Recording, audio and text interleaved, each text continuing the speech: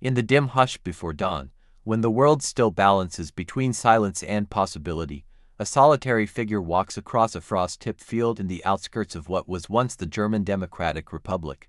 The air bites with cold, but she walks with purpose, the kind of purpose forged not from glory, not from spotlight, but from an unshakable inner fire. Her breath puffs into the winter air, her footsteps steady, and the discus she carries glints faintly under the first blue hints of morning. This is not competition day. There is no stadium. No cheers, no medals waiting, just a woman, the earth beneath her shoes, and a dream that refuses to be quiet. This is how the story of Martina Hellmann begins, not under bright Olympic lights, but in the quiet persistence that defines true greatness. Before the world knew her name, before Seoul 1988 carved her into the bedrock of Olympic history, she was a young girl growing up in what many considered a harsh and demanding system. But inside that system, she found something extraordinary: the discipline to grow, the resilience to rise, and the hunger to chase distances few could ever imagine. She was not born the strongest, nor the fastest. She was shaped slowly, painfully, beautifully into one of the most remarkable discus throwers of her era. Her story is not only about a gold medal. It is about long bus rides to distant competitions, about coaches who demanded perfection, about training sessions that ended in exhaustion and tears, but also in the deep satisfaction of knowing you gave everything you had. It is about standing in the rain, lifting cold iron weights, rehearsing throws again and again, until the movement became a part of her very soul. It is about courage, the courage to compete, the courage to dream bigger, and the courage to rise when everything seemed to stand against her. In this cinematic journey, you will travel with Martina through her early life, her family influences, her introduction to athletics, and the moment she first touched a discus and felt something shift inside her. You will step into the legendary GDR sports system, see the intensity of the training halls, the echoing clang of weights, the sharp calls of coaches, the discipline that shaped champions. You will feel her struggles, her doubts, her setbacks, the injuries that tested her spirit, the competitions that sharpened her resolve, and the moments that nearly broke her but didn't. You will witness her rise to national recognition, her transformation into a world-class athlete, the breakthrough years that changed her trajectory, and the road that led her to the 1988 Seoul Olympics, the defining moment of her career, where her strength, technique, and unshakable determination converged into the performance of a lifetime. And throughout her journey, you will feel her inner world, the quiet thoughts before a throw, the heartbeat echoing in her chest as stadiums roared, the pressure of expectations, the weight of a nation's hopes, and the personal drive that ultimately mattered far more than any external reward. This is not just the story of an athlete. It is the story of a human being who dared to push the limits of what her body and her spirit could accomplish. And now, her journey unfolds. Martina Hellmann was born on December 12, 1960, in Leipzig, a city rich with culture but surrounded by the rigid structure of the East German regime. Her childhood was modest, disciplined, and closely tied to the values of hard work and responsibility.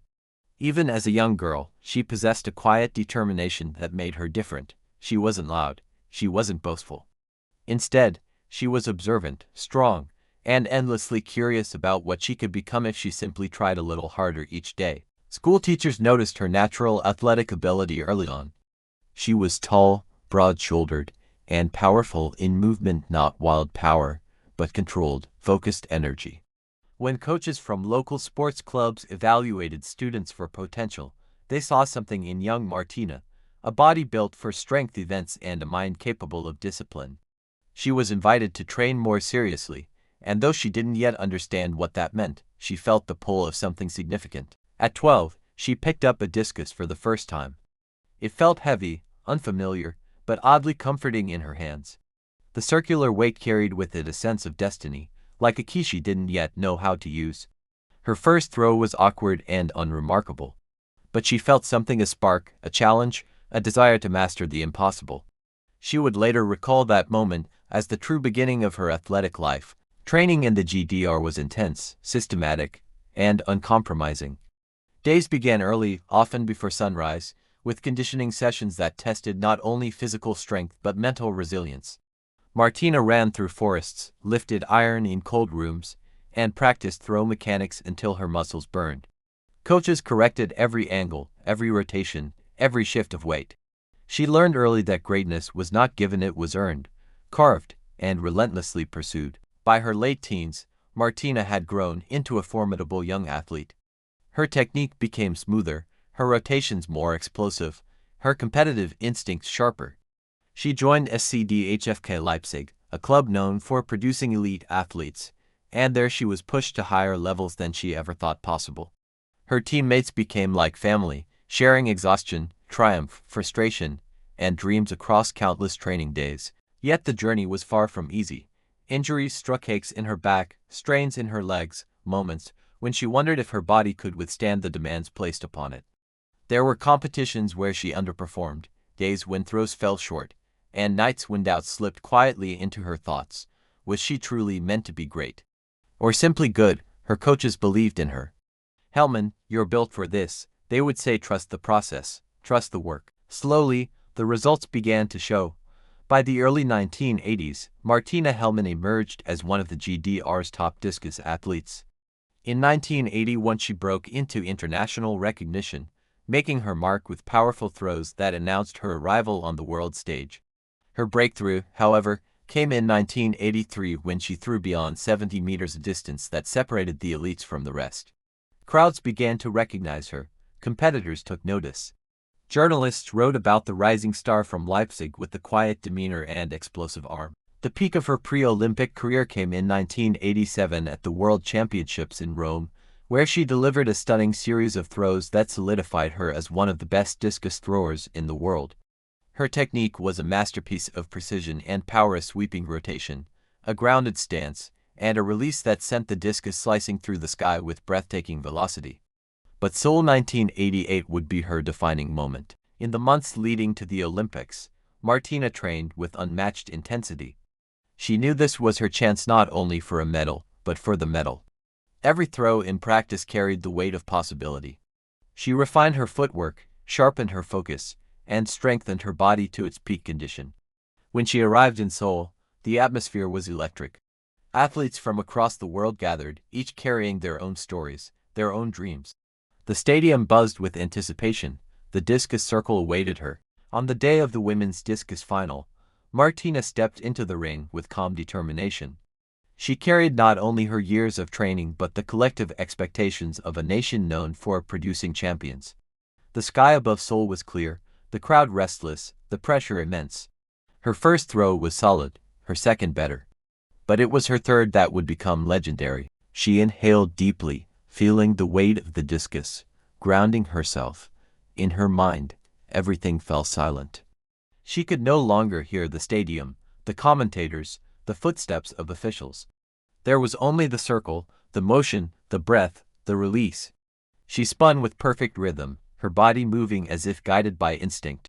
The discus flew from her hand and soared high into the light blue sky, spinning with purpose. The crowd held its breath. It landed far farther than any of the others. 70.30 meters. It was the winning throw. The stadium erupted. Coaches roared. Fellow athletes congratulated her. Martina stood in the middle of the field, overwhelmed, tears gathering in her eyes as she realized she had just become the Olympic champion of 1988. For a woman who had once thrown alone in frost-covered fields before sunrise, this was the culmination of a lifetime of dedication. After the Olympics, her career remained respected and admired. She became a symbol of excellence, discipline, and humility. Her legacy extended beyond medals. She inspired young athletes, showed what relentless perseverance could achieve, and proved that greatness often grows from quiet strength rather than loud ambition. Even after retiring, Martina stayed connected to sports, sharing her experience, guiding younger athletes, and cherishing the power of sport to shape lives. Her story stands today as a testament to the human spirit, a reminder that champions are not born in stadiums but in the unseen hours of effort that precede them. And now, her journey lives on, inspiring a new generation.